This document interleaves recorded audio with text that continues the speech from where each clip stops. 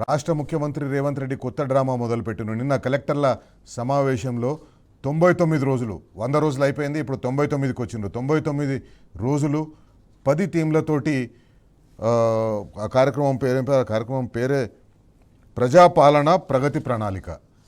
ఈ కార్యక్రమాన్ని మొదలుపెట్టిండ్రు. 99 రోజుల్లో ప్రగతి ప్రణాళిక చేస్తారంట, ప్రజలను కలుస్తారంట, ప్రజల్ని కలిసి వాళ్ళ దగ్గర నుంచి వాళ్ళ సమస్యల గురించి తెలుసుకుంటారంట, ఒక ప్రగతి ప్రణాళిక చేస్తారంట. 27 నెలల నుంచి వీళ్ళు చేసింది ఏందో మరి వాళ్ళకే తెలవాలి.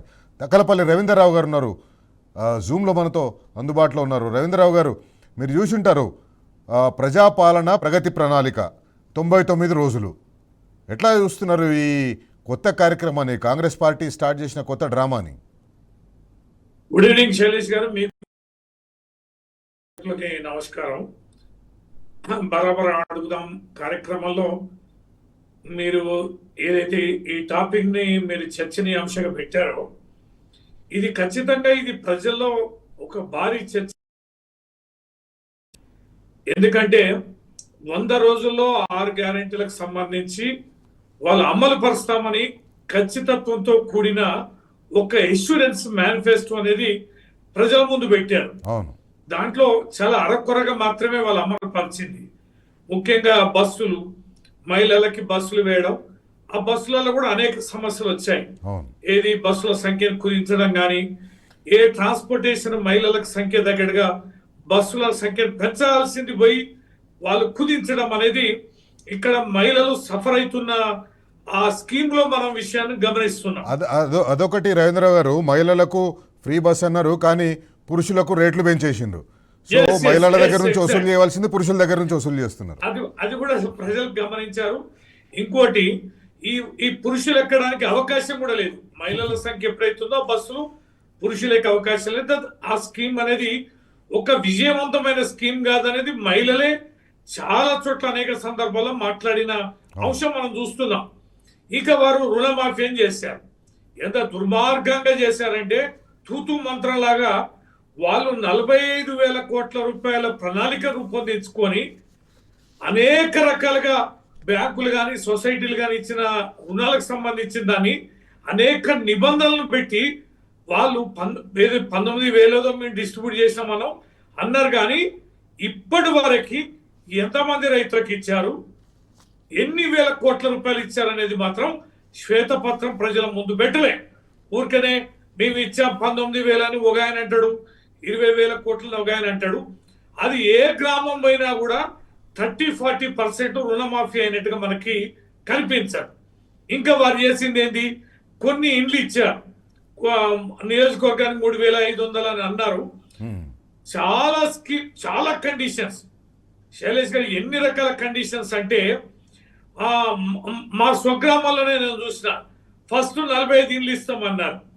ఇక దాన్ని వడబోసి ఆఖరికి 12 ఇండ్లకు వాళ్ళు గురించారు. అంటే 150 ఇండ్లు ఎలిజిబుల్ అని తీస్తే దాంట్లో మేము 45 శాంక్షన్ చేస్తామంటే ఆ 45లో 19 వచ్చి 19 నుంచి 12 వరకు వచ్చారు. అంటే ఈ రకంగా విపరీతమైన నిబంధనల పేరిట గృహాలను కూడా తగ్గించారు. ఇంకా చేసింది ఏంటంటే, రవీంద్ర గారు ఒక నిమిషం, ఇప్పుడు మీరు చెప్పింది రుణమాఫీ చెప్పిండ్రు. రుణమాఫీ ముందు వాళ్ళు స్టార్ట్ చేసి ఆ తర్వాత 30,000 కోట్లు వచ్చిండ్రు, 30,000 కోట్ల నుంచి 29,000 కోట్లకు వచ్చింది, 29,000 కోట్ల నుంచి 20,000 కోట్లకు వచ్చిండ్రు, ఆఖరికి వచ్చింది కూడా 10-11,000 కోట్లు అయితే లేదు. ఇప్పుడు మీరు చెప్పినట్టు ఇందిరమ్మ ఇండ్లు కూడా 150 మందిని ఐడెంటిఫై చేసి దాంట్లో ఫోడోపోసి దాంట్లో ఒక 50 మందిని తీసుకొచ్చి 50 మందిలో 12 మందిని ఐడెంటిఫై చేసి వాళ్ళకి ఇచ్చిండ్రు. నాకు ఒకటి గుర్తొస్తుంది, మీరు కూడా వినుంటారు. పాత రోజుల్లో మనకు చెప్పేవాళ్ళు పంచపాండవులు ఎంతమంది అని చెప్పి ఒక పిల్లగాన్ని అడిగితే మంచం కోళ్ళ లెక్క 4 అని చెప్పేసి అని బోర్డు మీద 2 రాసి చెప్పినట్టు ఉంది. అది ఈ రకంగా తయారైపోయింది అది. సో ఇప్పుడు కొత్తగా వస్తున్నారు, మళ్ళీ గ్రామాల్లోకి వస్తున్నారు, మా అధికారులు వస్తారు, ఎమ్మెల్యేలు వస్తారు అంటున్నారు. నాకు తెలిసి ఎమ్మెల్యేలు ధైర్యం చేస్తారో లేదో తెలియదు. ఎందుకంటే గ్రామీణ ప్రాంతంలో మహిళలు ఇప్పటికే చిరాకు మీద ఉన్నారు. అసలు వీళ్ళు ఏం చేస్తున్నారు, 2.5 ఏళ్ళు అయిపోయింది వాళ్ళు పోతున్నారు. కానీ ఎందుకు ఈ కొత్త డ్రామా మొదలుపెట్టినట్టు గ్రామీణ ప్రాంతాల్లో, తెలంగాణ గ్రామీణ ప్రాంతాల్లో ఎట్లా రియాక్ట్ అవుతాయి దీనికి? ఇది ఖచ్చితంగా మనం ఒకటి, ప్రభుత్వం వారి నిర్ణయం, వారి ఇష్టం. వారు ప్రజల దగ్గరికి వస్తామనంటే దానిని మనం స్వాగతించాల్సిన విషయమే. కానీ ప్రజలకు ఇచ్చిన హామీలేంది, ఏ రకంగా మభ్యపెట్టారు? 100 రోజులు అన్నది మరి 26 నెలలకి 2 సంవత్సరాల 2 నెలలైంది, ఇప్పటికి 26 నెలలైంది. ఈ 26 నెలల్లో జరిగినటువంటి పరిణామాలు ఏందనేది తెలిసి వస్తుంది కదా శైలేష్ గారు. మనం ఎందుకు దీని మీద పడాలి? ప్రజలు ఏంది, యూరియా ఏంది, యూరియాకి సంబంధించినటువంటి ఆ ఇబ్బందులు ఏంది, మరి నాట్లేసేటప్పుడు మనము తెలంగాణ ప్రభుత్వం కేసీఆర్ గారి నాయకత్వాన రైతు భరోసా అనేది మనం ఎప్పుడు ఇచ్చేదంటే సాగు చేసే సమయంలో ఇచ్చేది. ఏదో ట్రాక్టర్ కూళ్ళకని, ఆ కూలి వాళ్ళ కూళ్ళకని, యూరియా బస్తాలు, ఈ వ్యవసాయ పనిముట్ల పరికరాలకు సంబంధించి నాట్లు విత్తే సమయంలో మందు బస్తాలు, ఇవన్నీ సరంజామ విత్తనాలు, ఇవన్నీ కొని తెచ్చి పెట్టుకోవడానికి కావాల్సిన పెట్టుబడి సాయం. దాన్ని నాడు రైతు బంధు అనేది ఏంటంటే పెట్టుబడి సాయం. ఇవాళ ఏమైంది? పొట్టకొస్తాను. ఇంతవరకు రైతు భరోసా గతి లేదు. ఇదివరకు 1.5 ఎగ్గొట్టారు, ఇది ఇప్పటివరకు జారడలేదు. మొన్న ఏమన్నారు, ఇక అయిపోయా మున్సిపల్ ఎన్నికలు వెళ్ళినా తెల్లారని చెప్పి అన్నారు. రైతు భరోసా అనేది ఏ రకంగా వాయిదా ఇస్తున్నారు అనేది, ఇండ్లు ఎంతమందికి హామీ ఇచ్చినాం అనేది, పెద్ద మనుషులు అయితే 2,000 నుంచి 4,000 ఇస్తామనేది ఏమైంది అనేది, మీరు అన్నట్టుగా మహిళలకి 2,500 ఇస్తామన్నది ఏమైంది అనేది, ఇంకా చాలా విషయాలు వస్తున్నాయి. మంచినీటి సమస్య కూడా ఉంది. మిషన్ భగీరథ కూడా ఎంత దుర్మార్గం అంటే, ఆ ట్యాంకులు బాగు చేయడాలే, కొత్తగా పైపు లైన్లు వేయలే, పగిలిన పైపులకి రిపేర్ చేయడాలే, మిషన్ భగీరథ యంత్రాంగం మొత్తంగా కూడా నిర్వీర్యం అయిపోయింది. ఏమైందని నేను మొన్న మహబూబాబాద్ జిల్లాలో రివ్యూ చేస్తే, నిధులు లేవు సార్, మెయింటెనెన్స్ పైసలు రావడాలే, చిన్న రిపేర్ చేయడానికి కూడా డబ్బులు లేవని చెప్పని మిషన్ భగీరథ వాళ్ళు చెప్తున్నారు. చాలా ప్రాంతాలలో రవీంద్రరావు గారు, కాంగ్రెస్ పార్టీ కేసీఆర్ గారి మీద కోపము ప్రజల మీద తీరుస్తుంది, కేసీఆర్ గారి మీద కోపం రైతుల మీద తీరుస్తుంది, కేసీఆర్ గారి మీద కోపం గ్రామీణ ప్రాంతాల్లో ఉండే మహిళల మీద తీరుస్తుంది. మిషన్ భగీరథ అని మీరు చెప్పింది కాబట్టి నేను చెప్తున్నాను, మిషన్ భగీరథలో గ్రామీణ ప్రాంతాల్లో ఏ గ్రామానికి పోయినా కూడా దాని ప్రజలు కేసీఆర్ నీళ్లు అని చెప్పడం మొదలుపెట్టిండ్రు. అంటే కేసీఆర్ నీళ్ళే అంటారు, మిషన్ భగీరథ వాళ్ళకి పెద్దగా తెలియదు. కేసీఆర్ నీళ్ళు వస్తున్నాయా, కేసీఆర్ నీళ్ళు వస్తలేవా, ఆ నీళ్ళని కేసీఆర్ నీళ్ళు అంటున్నారు. వీళ్ళకి ఆ కేసీఆర్ నీళ్ళని ఎందుకు ఇవ్వాలి? ఆ నీళ్ళ పేరు వీళ్ళు మర్చిపోయేటట్టు చేయాలని చెప్పేసి ఆ నీళ్ళు కూడా బంద్ చేసినట్టుగా అనిపిస్తుంది. ఎంత శాశ్వతమైన నిర్ణయం చేసి కేసీఆర్ గారు నాడు తెచ్చుకున్న తెలంగాణలో 50,000 కోట్ల రూపాయలు ప్రతి తండాకి, ప్రతి గూడానికి, ప్రతి మాలుమూల ప్రాంతానికి, ఎక్కడ 4 ఇళ్ళు ఉంటే అక్కడికి మిషన్ భగీరథ ట్యాంకులు కట్టి స్వచ్ఛమైన ప్రాసెస్ మంచినీళ్ళు అందించి, ఎక్కడ ఒక్క ట్యాంకర్ మనం చూడలేదు శైలేష్ గారు, ఎక్కడ కూడా. ఇవాళ మీరు చూడండి, తండలకి, గ్రామాలకి వాటర్ ట్యాంకులు తెచ్చుకునే దుస్థితి వచ్చింది. ఆనాటి రోజు సమస్య ఏప్రిల్ మే కదా, ఇది స్వాగతించాలి శైలేష్ గారు. మనమైతే, నేనైతే వెరీ హ్యాపీగా ఉన్నా ఇది విన్నాక. బిడరా నువ్వు ఇచ్చిన హామీలని కూడా ఏమైనాయి, నీ కథ ఏంది, ఒడ్ల ఎరువుల సంగతి ఏంది, కరెంటు సంగతి ఏంది, ఈ మోటార్ పొలాలు ఎండిపోయే పరిస్థితి ఏంది, భూగర్భ జలాలు, ఇప్పుడు చెక్ డ్యాంలలో కూడా నీళ్ళు అయిపోయినాయి, వాగులు వంకలలో కూడా నీళ్ళు అయిపోయినాయి, తెగిపోయిన చెక్ డ్యాంలు రిపేర్ లేదు, తెగిపోయిన చెరువులకు సంబంధించి కూడా ఇంతవరకు నిర్మాణం జరగలేదు, భూగర్భ జలాలు అడుగంటిపోతున్నాయి. ఇంతవరకు మా దగ్గరనైతే 149 చెరువులు తెగిపోతే 30-35 చెరువులు కూడా మహబూబాబాద్ జిల్లాలో నిర్మించలే, ఇంతవరకు గన్లు కూడా ముడ్చలే, తెగిపోయిన చెక్ డ్యాములని ఇంతవరకు కూడా వాళ్ళు రీబిల్డ్ చేయలే. అంటే తూతూ మంత్రం లాగా ఏంటంటే బతుకు జీవుడు అన్నట్టుగా నడిపిస్తుందే తప్ప. అంతేకాదు, ఇప్పుడు రిటైర్మెంట్ ఉద్యోగస్తులు ఉన్నారు, చాలా మంది సరిపోతున్నారు, పెద్ద మనుషులు, వాళ్ళు కూడా చూడండి వీళ్ళని ఎట్లా ఆట ఆడుకుంటారో. చాలా మంది అవుట్ సోర్సింగ్ కాంట్రాక్ట్ బేసిక్ వాళ్ళకి నెలల తరబడి జీతాలు ఇవ్వడాలే. పారిశుద్ధ్య కార్మికులకు జీతాలు లేవు, లేదు. నేషనల్ హెల్త్ వర్కర్స్ స్కీమ్ ఉంది, 17,000 మంది వాళ్ళు వైద్య వృత్తిలో నిరంతరం పనిచేస్తారు, నెలల తరబడి వాళ్ళకి జీతాలు లేవు. వాళ్ళు కూడా ధర్నాలు, రాస్తారోకలు, దీక్షలు చేస్తున్నారు. ఎన్ని సంఘాల వారు, ఎన్ని రకాల వారు మా స్కీములు ఏమైనాయి, మా పథకాలు, ఒక్క బీసీ స్కీమ్ ఇచ్చిండా, ఒక్క గిరిజన స్కీమ్ ఇచ్చిండా, ఒక్క ట్రైబల్ ఎస్సీ వెల్ఫేర్ కి ఇచ్చిండా, ఒక్క పథకం చెప్పమనండి. ఒక్క స్కీమ్ గడు కదా ₹1,00,000 కదా 10 రూపాయలు కూడా ఇంతవరకు విధించిన దాఖలా లేదు.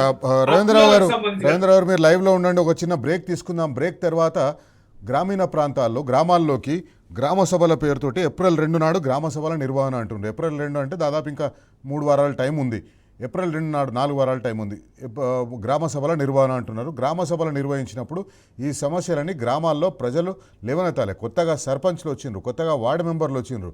వాళ్ళందరూ ప్రాంతాల్లో ప్రజలు, మహిళలు, యువకులు, వృద్ధులు ఈ సమస్యలను లేవనెత్తాలి. 2.5 ఏళ్లుగా మా గ్రామాలకు మీరు ఏం చేసిండ్రు, మా గ్రామాల్లో మీరు చేసిన అభివృద్ధి ఏంది, గ్రామాల్లో ఉండేవారికి మీరు ఇచ్చిన భృతి ఏంది, ఇవన్నీ బరాబర్ అడగాలి. ఏప్రిల్ 2 నాడు గ్రామ సభలు నిర్వహిస్తారంట. గ్రామ సభలు నిర్వహించడం కోసం అధికారులు వస్తారు, మండల స్థాయి అధికారులు వస్తారు. కొన్ని ప్లేసెస్లో జిల్లా స్థాయి అధికారులు, కలెక్టర్ కూడా వచ్చే అవకాశం ఉంది, ఆర్డీఓ కూడా వచ్చే అవకాశం ఉంది, లేకపోతే బీడీఓ ఏమంటారు పంచాయత్ డిపిఓ ఆయన వచ్చే అవకాశం ఉంది. జిల్లా స్థాయి అధికారులు కూడా వస్తారు. ఒక ప్రత్యేక స్పెషల్ ఆఫీసర్ని కూడా నియమించాలి ఐఏఎస్ స్థాయి అధికారిని అని చెప్పేసి ముఖ్యమంత్రి ఆదేశాలు ఇచ్చినట్టుగా మనం చూసినాం. వాళ్ళు కూడా వస్తారు. ఎమ్మెల్యేలు వస్తారని అంటున్నారు. మరి ఎమ్మెల్యేలు వస్తారో రాదో తెలియదు. ఎందుకంటే ఎమ్మెల్యేలు ఇప్పటికే గ్రామీణ ప్రాంతాల్లో మేము తిరగలేకపోతున్నాం, ప్రజలు అడిగే ప్రశ్నలకు సమాధానాలు చెప్పలేకపోతున్నాం, మా దగ్గర సమాధానాలు లేవు, అక్కడ గందరగోళం జరిగే అవకాశం ఉంటుందని చెప్పి వాళ్ళు వెళ్ళే ప్రయత్నం కూడా చేస్తారో లేదో తెలియదు. కానీ ఖచ్చితంగా గ్రామ సభ అంటే అట్లీస్ట్ మండల పరిషత్ ఆఫీసర్ లేరు, ఎంపీపీలు లేరు, లేదా జెడ్పీ చైర్మన్ లేరు, జెడ్పీటీసీలు లేరు. కాబట్టి రాజకీయ ప్రతినిధులు అంటే ఇప్పుడు కేవలం ఒక ఎమ్మెల్యే మాత్రమే ఉన్నాడు. ఎమ్మెల్యే ఆ గ్రామ సభలకు రావాలి, కానీ వస్తారో లేదో తెలియదు. ఏం చేస్తారు, వస్తే ఇవన్నీ సమస్యలు ప్రజలు అడుగుతారు కాబట్టి తప్పించుకునే ప్రయత్నం చేస్తారు. మాకు పెళ్ళిళ్ళు ఉన్నాయనో, లేక మాకు పేరెంటాలు ఉన్నాయనో, లేకపోతే మాకు పిల్లలు చదువుకుంటేందుకు అక్కడ పోతున్నారు, వాళ్ళని దించి రావాలి, వాళ్ళని మళ్ళీ తీసుకురావాలి, ఇట్లాంటివన్నీ చెప్పి తప్పించుకునే అవకాశాలే ఎక్కువ కనిపిస్తున్నాయి. రవీంద్రరావు గారు, గ్రామీణ ప్రాంతాల్లో ఇప్పుడు ఏప్రిల్ 2 నుంచి గ్రామ సభలు నిర్వహిస్తామని చెప్పేసి అంటున్నారు. గ్రామ సభలు ఎట్లా నిర్వహిస్తారు? గ్రామీణ ప్రాంతాల్లో ప్రజలను ఎదుర్కొనే ధైర్యం కాంగ్రెస్ పార్టీ నాయకులకు ఉందా, ఎమ్మెల్యేలకు ఉందా?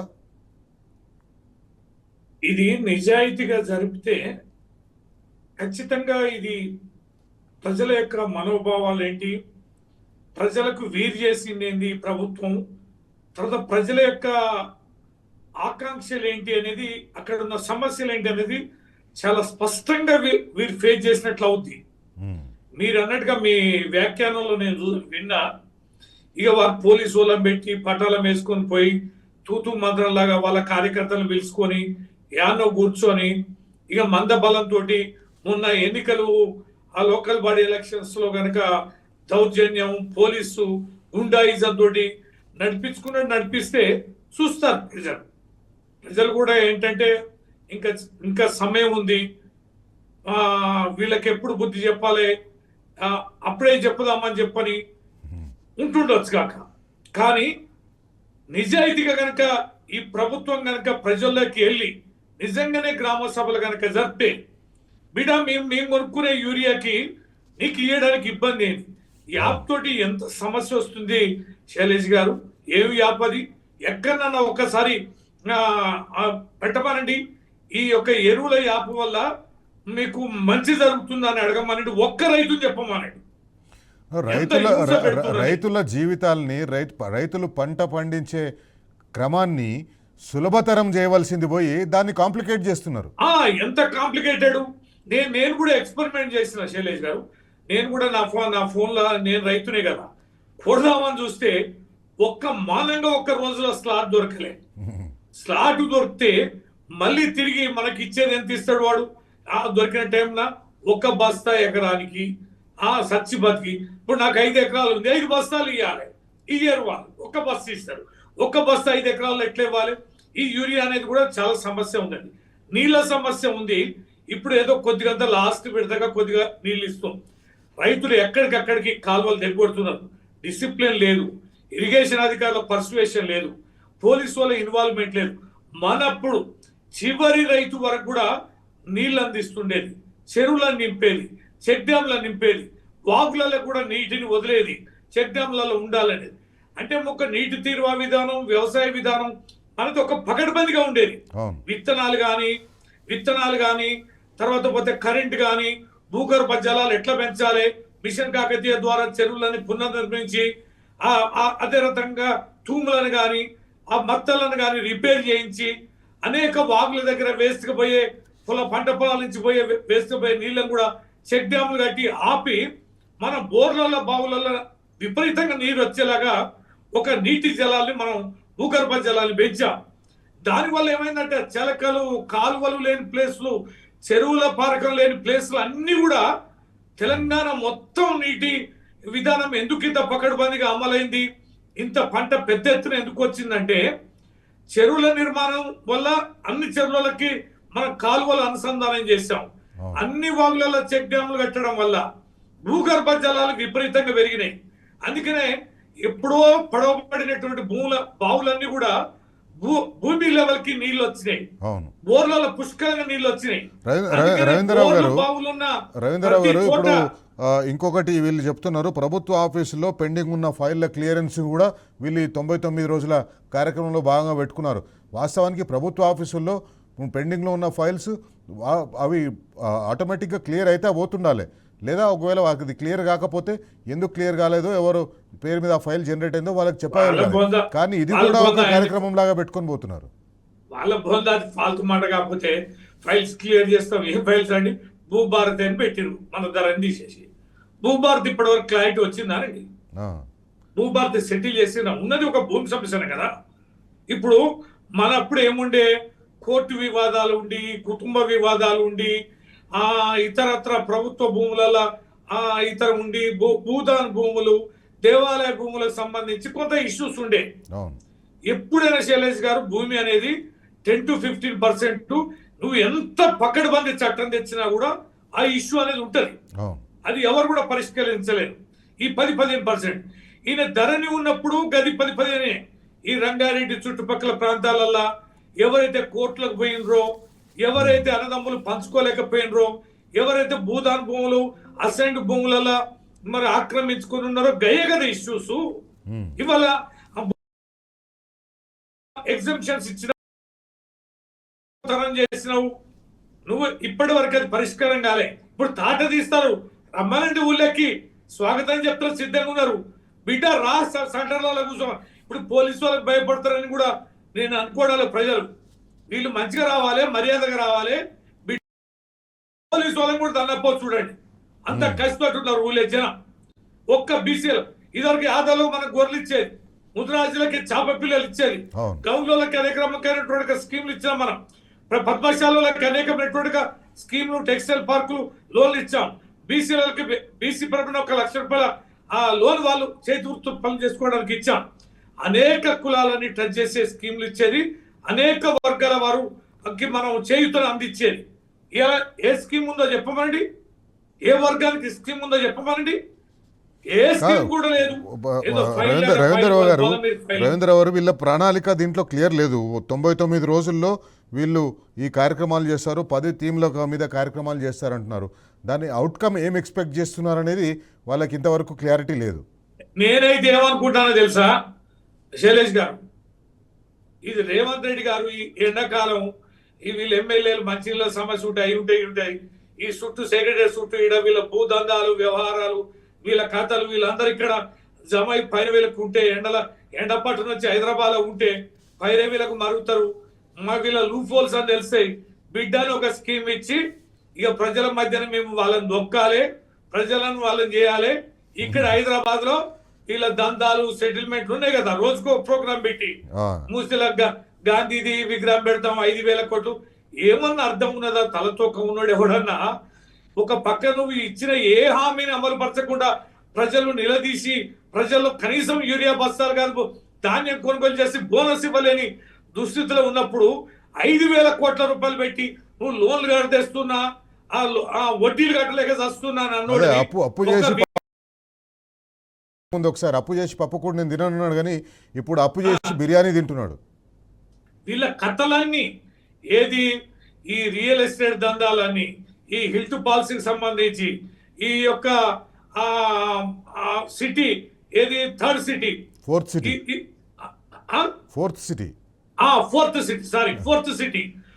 సిటీ నిర్మాణం అడు కానీ, మూసి ప్రాజెక్ట్ సంబంధించి కానీ, వీళ్ళ కుటుంబం ఈ అగ్రనాయకత్వం చేస్తున్న దోపిడీకి దరిదాపులో కూడా ఈ శాసనసభ్యులు వాళ్ళ ఎంపీలు అందుబాటులో ఉండొద్దని ఒక టాస్క్ ఇచ్చి పంపిస్తున్నట్టుగా ఇది అర్థమయ్యే విషయం. ఇది కాంగ్రెస్ ఎమ్మెల్యేలు కూడా అర్థమైందని ఆ గుసగుసలు కూడా మొదలైనవి. ఈ ప్రభావం ఎంత మేరకు ఉంటుంది అనేది, ఎంత మేరకు జరుగుద్ది అనేది, ఇది ఎవరి మేరకు చుట్టుకుంటుంది అనేది, ఈ వ్యూహం అనేది ఎవరి కోసం విధించింది అనేది కొద్ది రోజుల్లోనే పటాపంచలైంది. కాంగ్రెస్ ఖచ్చితంగా తెలంగాణ ప్రాంత ప్రజలు చాలా చైతన్యవంతులు, మనకందరికీ తెలుసు. రాదనుకున్న తెలంగాణ రాష్ట్రాన్ని కేసీఆర్ గారి నాయకత్వంలో ఎట్లా కొట్లాడినరు. గ్రామీణ ప్రాంతాల నుంచి పట్టణ ప్రాంతాల వరకు, బస్తీల నుంచి గ్రామీణ తాండాలు, లంబడి తాండాల వరకు ప్రతి ఒక్కరు కూడా చైతన్యవంతులై కొట్లాడితేనే తెలంగాణ వచ్చింది. ఇప్పుడు ఈ రకంగా మోసంగా పాలన చేస్తుంటే, మోసకారి పాలన చేస్తుంటే కొట్లాడడం తెలంగాణ బిడ్డలకు కొత్త కాదు. చైతన్యవంతులైన తెలంగాణ బిడ్డలు ఖచ్చితంగా ఈ గ్రామీణ ప్రాంతాల్లో తెలంగాణ రేపొద్దున ఈ ప్రగతి ప్రణాళిక కోసం వస్తున్న కాంగ్రెస్ పార్టీ ఎమ్మెల్యేలను, అధికారులను, నాయకులను ఖచ్చితంగా నిలదీస్తారు. ఈ నెల 6 నుంచి జూన్ 12 వరకు తెలంగాణలో ప్రజాపాలన ప్రగతి ప్రణాళిక ఈ కార్యక్రమం మొదలవుతుంది. ఈ కార్యక్రమం మొదలైనన్ని రోజులు టీ న్యూస్ తెలంగాణ రాష్ట్ర ప్రజలకు అండగా ఉంటుంది. ఎక్కడికక్కడ తెలంగాణ రాష్ట్ర ప్రజలు నిలదీయాలి ఈ ప్రభుత్వాన్ని. మీరిచ్చిన హామీలు ఏమైనాయి, మీరెందుకు ఖచ్చితంగా మీరు నిలదీయండి. టీ న్యూస్ మీ వెనకాల ఉంటుంది. టీ న్యూస్ కూడా ఎప్పటికప్పుడు బరాబర్ అడుగుతూనే ఉంటుంది, ప్రశ్నిస్తూనే ఉంటుంది, అధికారులను నిలదీస్తూనే ఉంటుంది. మీరు అధికారులను నిలదీస్తే మీరు మాట్లాడిన మాటల్ని, మీరు చెప్పిన మీ సమస్యలని టీ న్యూస్ చూపిస్తుంది. కాబట్టి ఖచ్చితంగా తెలంగాణ రాష్ట్ర ప్రజలు మేల్కోవాలి, తెలంగాణ రాష్ట్ర ప్రజలు చైతన్యవంతులు కావాలి. తెలంగాణ రాష్ట్ర ప్రజలు ఈ గ్రామ సభలకు వస్తున్న అధికారులను, ఈ ప్రగతి ప్రణాళిక పేరుతో మీ గ్రామాల్లోకి వస్తున్న అధికారులను, మీ బస్తీల్లోకి వస్తున్న అధికారులను ఖచ్చితంగా మీ సమస్యల మీద వాళ్ళ పరిష్కారాలు ఏందో అడగండి, బరాబర్ అడగండి. రవీంద్రరావు గారు, ఇప్పుడు మనం చూస్తున్నాం అనేక స్కీములు. ఏది ప్రభుత్వంలోకి వచ్చిన కొత్తలోనే ఒక కార్యక్రమం తీసుకొచ్చిండ్రు. ఏది అందరి దగ్గర అప్లికేషన్స్ తీసుకున్నారు. దాదాపు రాష్ట్రం మొత్తం మీద ఆ అప్లికేషన్స్ తీసుకున్నారు. ఏది అభయహస్తం అని చెప్పేసి అని ఒక కార్యక్రమం తీసుకొని, కార్యక్రమంలో 5 గ్యారంటీల అని చెప్పేసి అని ఒక అప్లికేషన్ ఫామ్ ఇచ్చిండ్రు. దాదాపు రాష్ట్రంలో 1,25,00,000 మంది దరఖాస్తులు చేసుకున్నారు. దాంట్లో దాదాపు 5 గ్యారంటీల కోసం దరఖాస్తు చేసుకున్న వాళ్ళే 1,05,00,000 మంది ఉన్నారు. ఆ అప్లికేషన్లు ఏమైనాయి, అతి గతి లేదు. యువ వికాసం పేరుతోటి పోయిన సంవత్సరం ఇదే కాలంలో ఎప్పుడైతే వీళ్ళు ఈ ప్రగతి ప్రణాళిక, ప్రజాపాలన ప్రగతి ప్రణాళిక అని స్టార్ట్ చేసిండ్రో, ఇంచుమించు అదే కాలంలో మార్చి 15 నుంచి ఏప్రిల్ 15 వరకు రాజీవ్ యువ వికాసం పేరుతోటి అప్లికేషన్లు తీసుకున్నారు. 16 లక్షల అప్లికేషన్స్ వచ్చినాయి. ఆ అప్లికేషన్లు కిలోల లెక్కన అమ్ముకున్నారో ఏమో తెలియదు, మరి రద్దీ వాళ్ళకి కానీ ఆ అప్లికేషన్లు అతిగతి లేదు. కానీ ఇప్పుడు మాత్రం మళ్ళీ కొత్త వస్తున్నారు. ఈ యువ వికాసం గురించి చెప్పండి, ఏమవుతుంది యువ వికాసం గురించి? వీళ్ళు ఆశలు కల్పించడంలో, వాయిదా వేయడంలో చాలా దిట్టలు చేశారు. ఎట్లాంటి ఆశలు కల్పిస్తారంటే ఇంకా రేపే వస్తుంది, ఎల్లుండే వస్తుంది అని. ఇట్లా 2 సంవత్సరాల 2 నెలలు అయినా కూడా వాళ్ళ దృక్పథంలో కానీ అమల్లో కానీ ఎక్కడ కూడా మార్పు రాలేదు.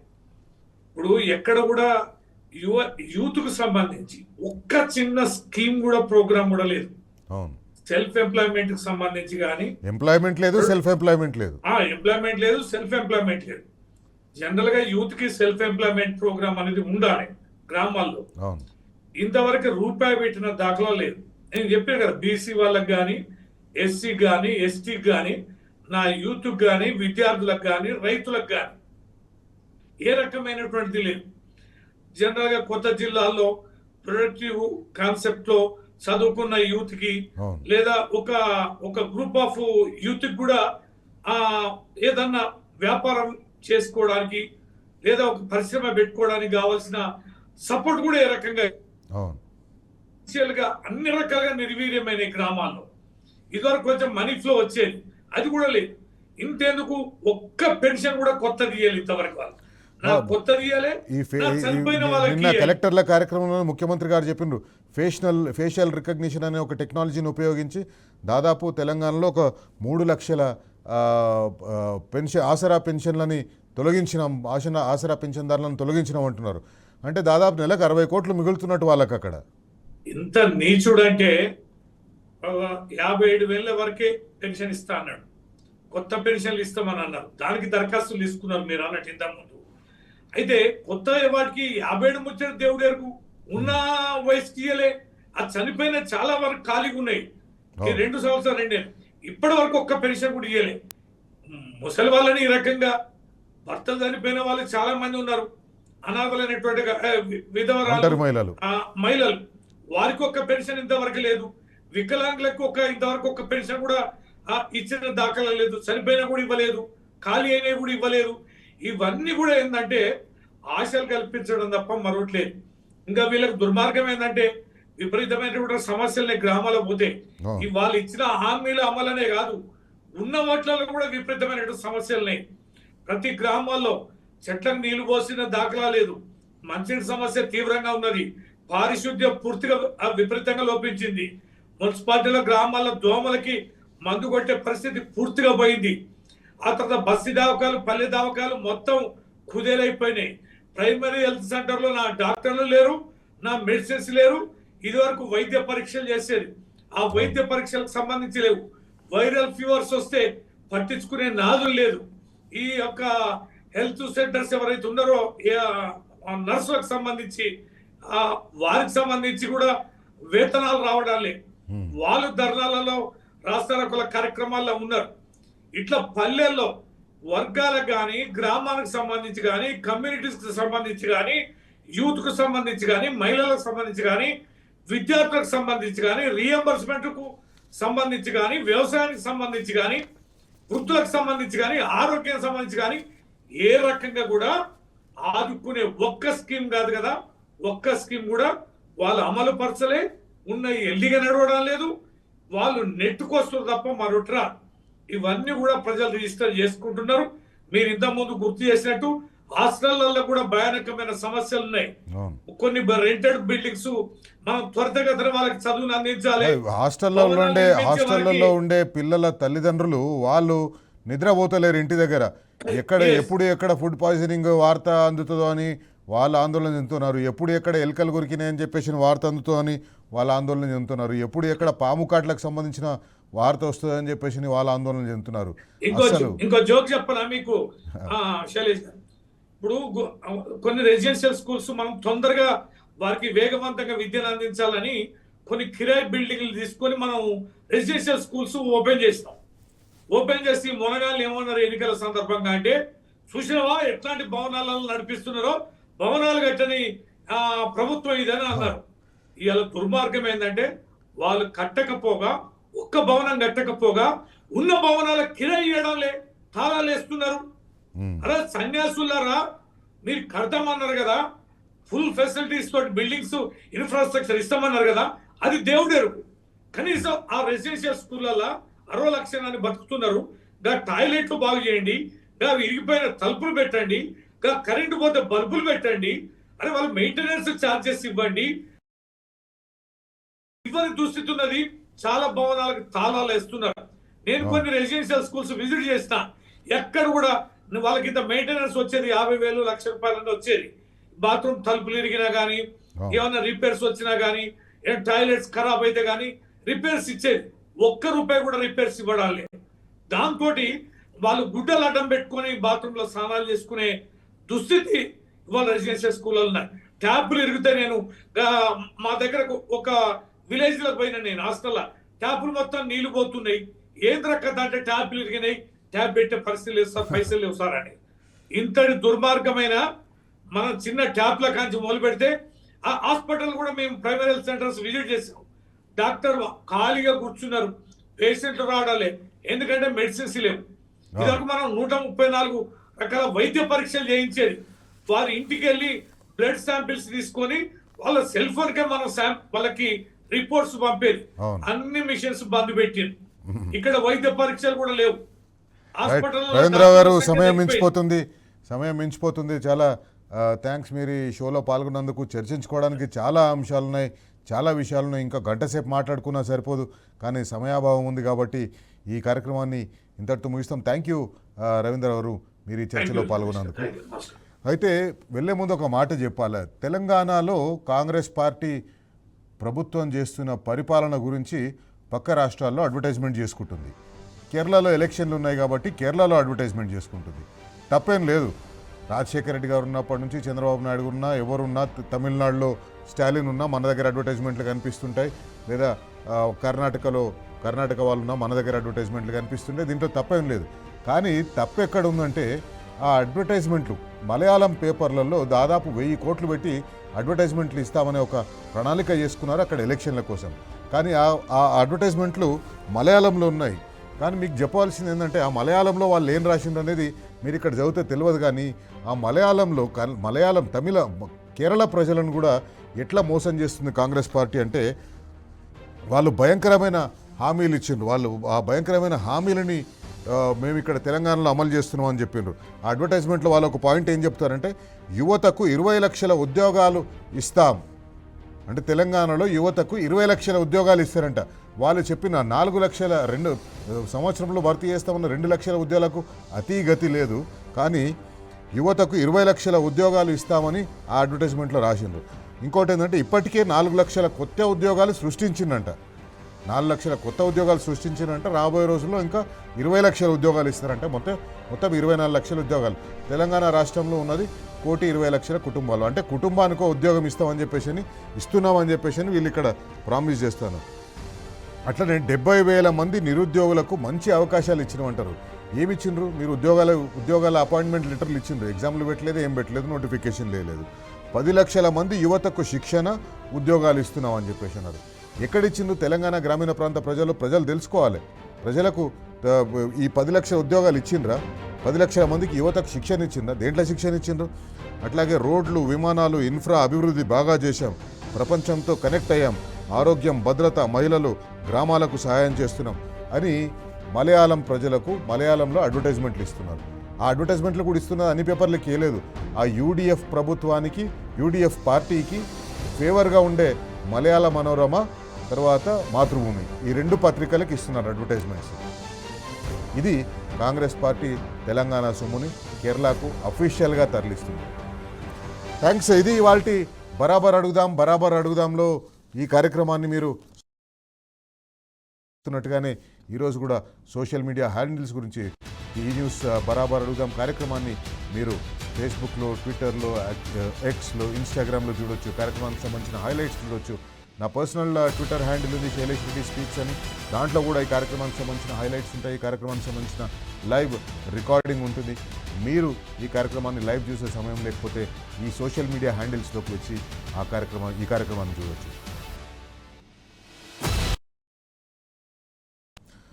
రైట్. ఇది టీ న్యూస్ బరాబర్ అడుగుతూనే ఉంటుంది, ప్రశ్నిస్తూనే ఉంటుంది, ఎప్పటికప్పుడు నిలదీస్తూనే ఉంటుంది.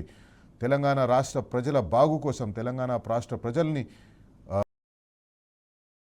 బరాబర్ అడుగుతూనే ఉంటాం. Stay tune to T news.